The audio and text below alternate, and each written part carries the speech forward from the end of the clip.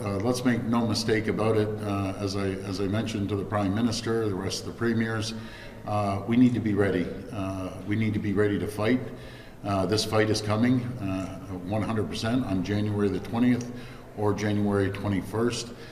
We don't know what extent this fight's going to go to, but we need to line up everything that we're going to tariff and make sure that the tariff, the money that's coming from these tariffs, don't go into a federal bank account sitting there somewhere. It needs to be immediately distributed right across the province equally, and we'll be able to support the companies, the factories, the workers for any issues that they're facing at the time. Chrystia Freeland's going to put a list together. We're going to put our list together, and I'm sure the other provinces will as well. But we will go to the full extent, depending how far this goes. We will go to the extent of cutting off their energy, going down to Michigan, going down to New York State, and over to Wisconsin.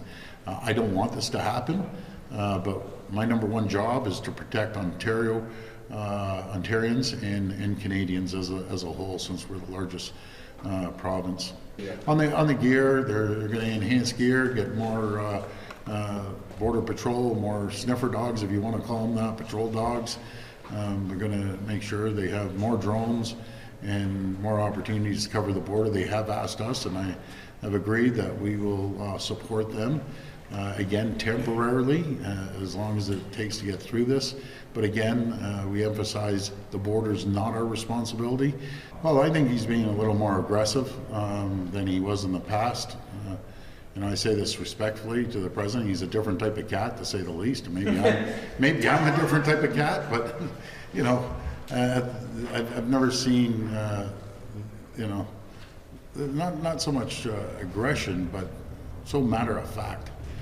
He didn't come across this way last time, and it's not helpful for both sides of the border. And you know, at the end of the day, the consumer gets hurt. Canadians get hurt, but I can assure you one thing: the Americans are going to feel the pain as well. And isn't that unfortunate? Did you talk to the Prime Minister about his comments about the Americans not electing Kamala Harris and how that was evidence of women's rights being under attack? Do you think that those comments are helpful? They aren't helpful at all, and yes, it was brought up in the, I'm not going to say who said what, but it was brought up a couple times in our meeting. It's not helpful at all. Donald Trump was elected democratically. If you like him or you don't like him, that's not our issue. We elect Canadians, and it was not helpful whatsoever.